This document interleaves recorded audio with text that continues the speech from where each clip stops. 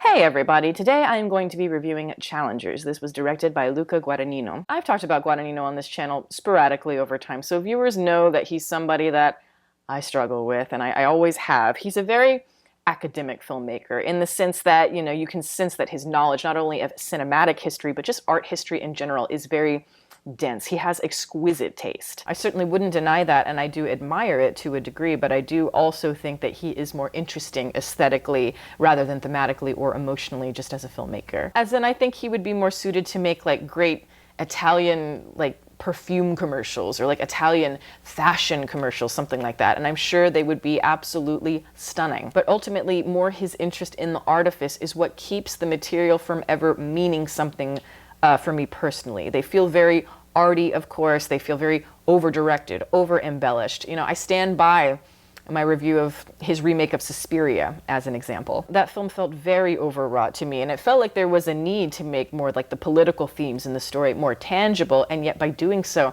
it felt like he just drained all of the suspense, the dread, the physicality within the story. It just flattened the whole experience for me. And then I look at a movie like Call Me By Your Name, and I am one of the few people who at least admitted that they really, really did not like that film. It is more a more simple, meditative approach compared to something like Suspiria, for sure. And yet the insistence on focusing, again, more on the thematic is what left that movie completely empty for me. It feels like I'm chasing shadows every time I watch a Luca Guadagnino film. I have no sense of what is creating these shadows, and that is frustrating to a degree, even if the shadows are interesting. But now we have Challengers, which is a movie that is being sold to audiences more as an erotic movie, or perhaps a steamy romantic comedy that is involving a love triangle, where the game of tennis is, of course, the framework, and sports are always acting as a metaphor for life, especially in movies. The competition, the manipulation of humans, the thrill, the immediacy. But I was never fully in its corner. I always felt like I was kind of caught in a threshold, intrigued, and yet you're fighting the experience at the same time. So that was kind of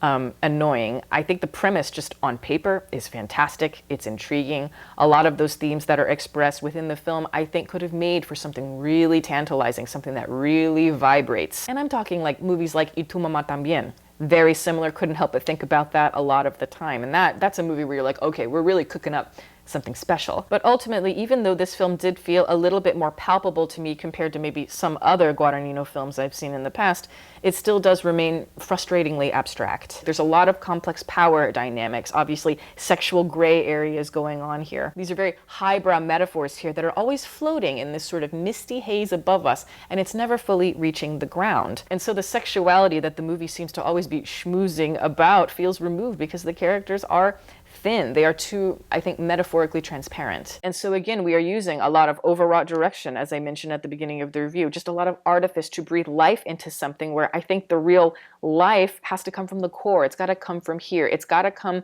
within the characters. It needs to be more rooted in, I think, humanity and less, up out here. As I said, this is a love triangle story that takes place within the world of tennis. You have two young, promising tennis athletes, two boys that are at college, and you have a young female prospect as well, and these two boys are very taken with this woman. Obviously, it is played by Zendaya. They're like two puppy dogs, and from the moment that they see her, the vying for her affections begins to take place, or at least what they think is vying for her affection. But she is more the dominant in this situation, and they are more the submissive. When she does get injured early on in her career, and it ruins everything early on, she uses that competitive drive that she's been forced to let go of. But instead, she's using it to turn one of these boys, Art, into a star. Art, for me, as a character, was the most elusive, the one that I struggled to understand the most. He is somebody, I think, that is more in need of a maternal figure more than anything. His drive is not as fiery for the competitive game as it is for Zendaya, or maybe even his friend Patrick at a certain point. But that drive for him, which is really important, especially when you get into the third act of the movie, or I should say lack thereof,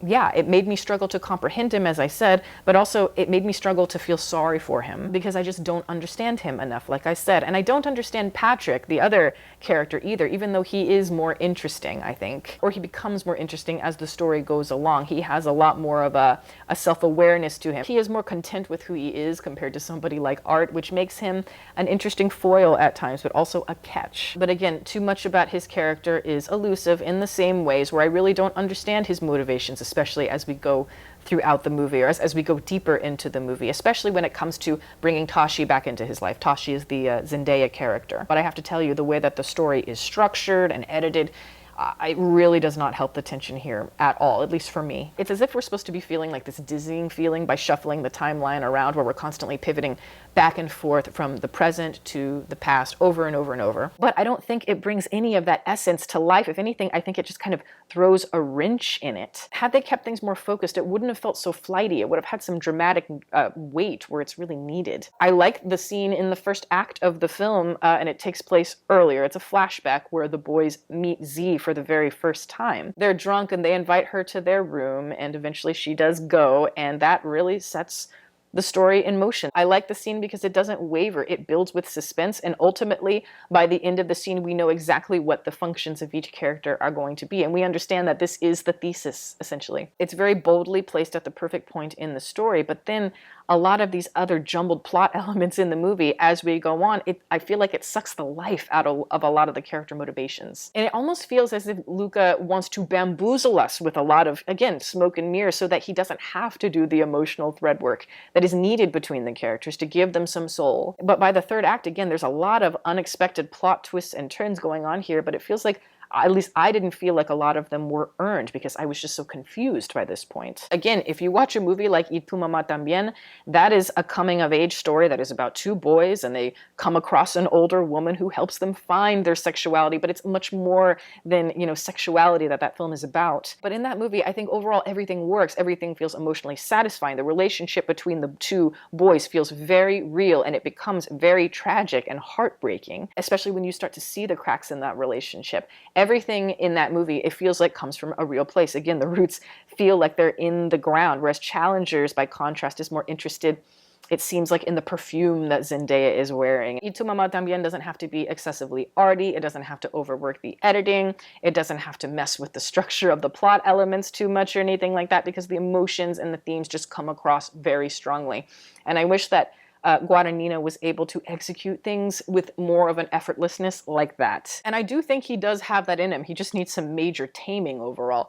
Obviously, he's Italian, and so he has an affinity for like European art house filmmaking, and you really sense that, and there's aspects of that I do enjoy a lot. And this movie, yes, it has that slow kind of meandering quality to it before it really starts to get going. He's interested in very virile subtextual moments between two people. He's interested in the awkwardness, maybe the humor that can come out of that as well. But often all of the scenes in this movie, the payoffs, it's like what we're left to take away with, I feel, is very one note. We're merely gaining kind of the basic purpose of what our characters are meant to do without ever, again, really understanding them or gaining much else. There is a scene between the two boys, and it is an eating scene where they are, again, competing, and they're beginning to sabotage each other over the woman. And I think it could have been an interesting scene, because there's a lot stirring within these boys at this point, but instead they choose to make the scene excessively homoerotic, and not in a playful or fun way, just in a really annoying way. They're shoving churros in their mouth and a banana in another scene, and it's like,